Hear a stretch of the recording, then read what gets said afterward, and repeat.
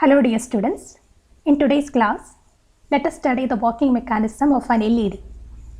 So LED is a light emitting diode that all of you might have seen in your lab.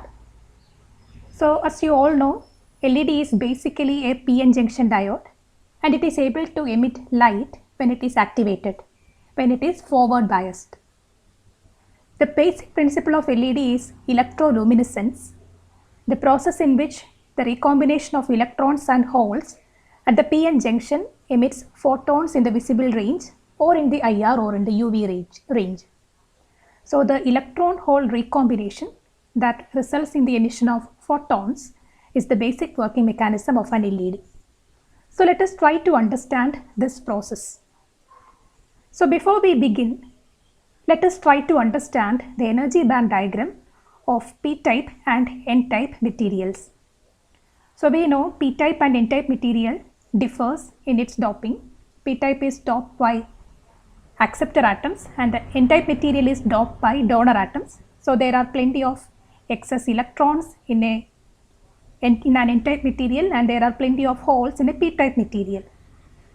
So the energy band diagram is different in the case of p-type and an n-type material. Due to the specific levels of doping, in a p-type material, the Fermi level is closer to the valence band of the material than to the conduction band. So I hope you already know about the valence band and the conduction band. Valence band is the last filled energy levels, energy band in the case of a semiconductor at 0 Kelvin. And above that, after a gap of energy, we have the conduction band. If the electrons are able to reach the conduction band, then they can participate in the conduction process. If it is in the valence band, they could not participate. So this energy difference is often called the band gap energy or EG. And in the case of a p-type material, the Fermi level is closer to the valence band. In the case of an n-type material, the Fermi level is closer to the conduction band. In the case of an intrinsic semiconductor, the Fermi level is exactly in the middle of valence band and the conduction band if the mass of hole and the mass of electron are assumed to be equal. So this is how the energy levels varies in the case of a p-type material and an n-type material. In the p-type material, Fermi level is closer to the valence band and in an n-type material, Fermi level is closer to the conduction band. Now let us see what will happen when we form a p-n junction. So when a junction is formed, the Fermi level has to be equalized across the junction. So if it has to be equalized throughout the p and n-type material, then the total energy levels has to be shifted as indicated in this figure. The Fermi level is kept close and on the p side, the valence band should be closer to the Fermi level. So the arrangement should be like this and the conduction band is here. Whereas on the n-type side, we have the conduction band being closer to the Fermi level and the valence band should be at a distance. So in this region, the junction region, the PN junction region, which we call as the depletion region, the energy levels actually varies like this.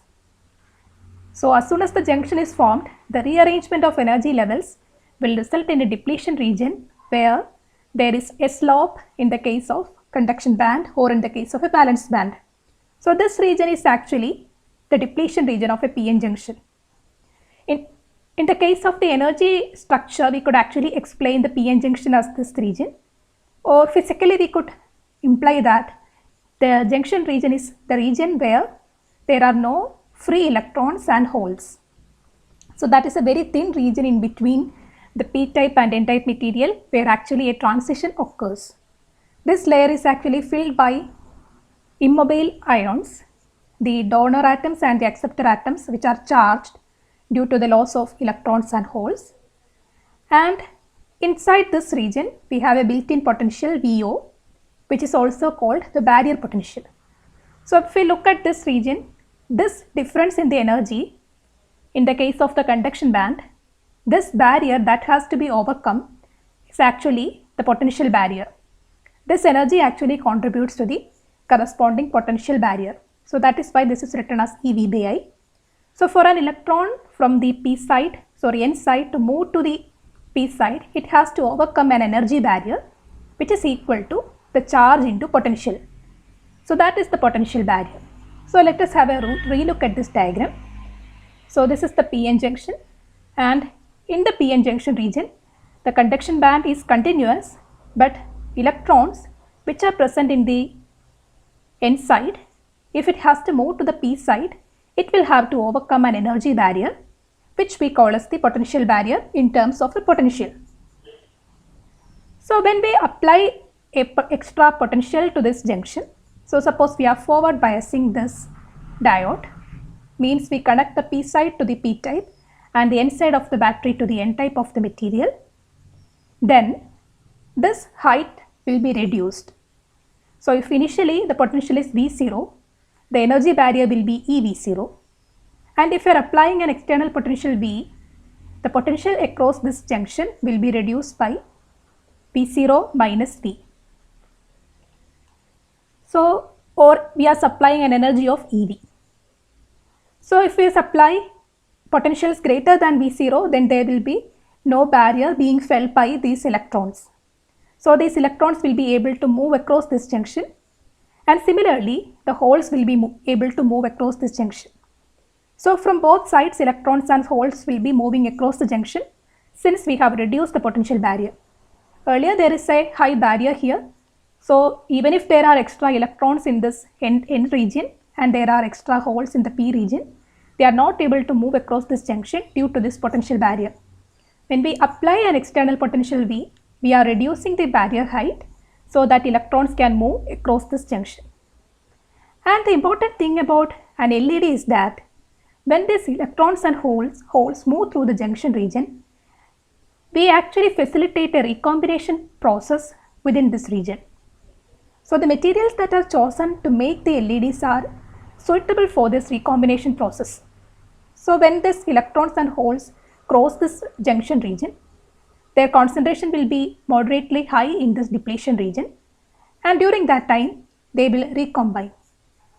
So the recombination of each of electron and hole pair will lead to the generation of one photon, and that will be liberated as light. These photons will be liberated out through the p side. So let us restate the requirements of an LED material. The band gap energy should be equal to the required photon energy. So as you can see, when an electron and hole recombine, the electron is actually losing an energy equal to the band gap of the material. So we know this energy difference is Eg. When an electron comes down to the valence band, it will lose an energy Eg. And the emitted photon is the result of this recombination process. So we should be able to equate the energy of the emitted photon to be equal to this lost energy Eg. So the frequency of the light which is emitted, which is nu, will depend on the band gap energy of the material. So I can write Eg equal to h nu, where nu is the frequency of the emitted photon, or equivalently I could say Eg equal to hc lambda, where lambda is the wavelength of the emitted light.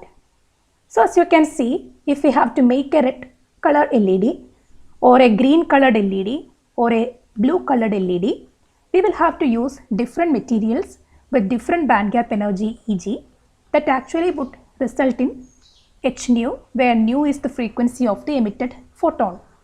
So suitable materials that actually allows this recombination process and that actually have the corresponding suitable Eg has to be chosen for this making of this LED. So normally gallium arsenide is used as an LED material which has most of these properties satisfied, and the material that is chosen to prepare LED should have an efficient radiative recombination mechanism. So by that we mean that the electron and hole recombining at the junction region should actually emit radiations. Sometimes this recombination would not lead to emission of radiation. We will see that later. Sometimes phonons will be liberated. So in that case, we won't be able to get light as the output.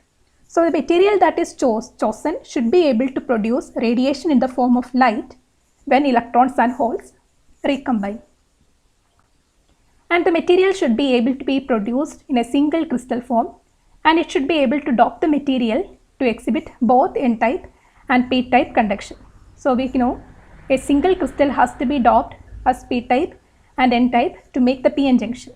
So it should be possible to dope this as p-type and as n-type in a single crystal itself to make an LED.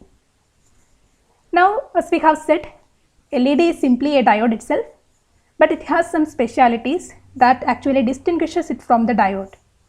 In a diode, even when electrons and holes pass across the junction, they do not actually contribute to radiative recombination. They will be just passing across the diode so that finally we will get the current flow as the output.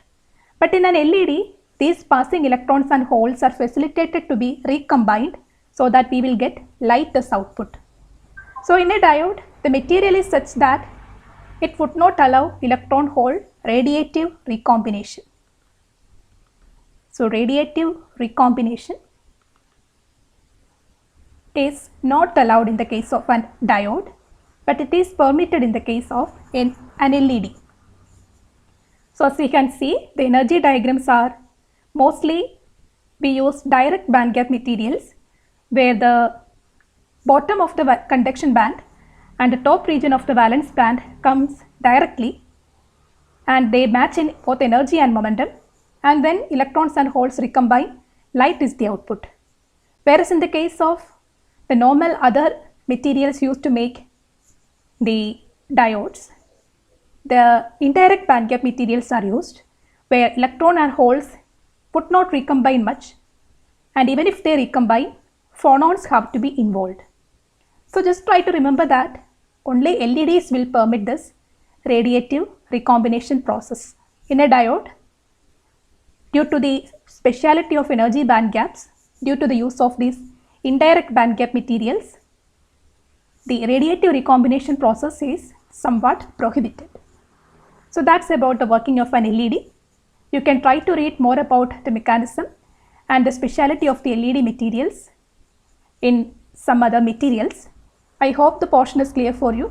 I hope that the working of an LED is clear for you. Thank you.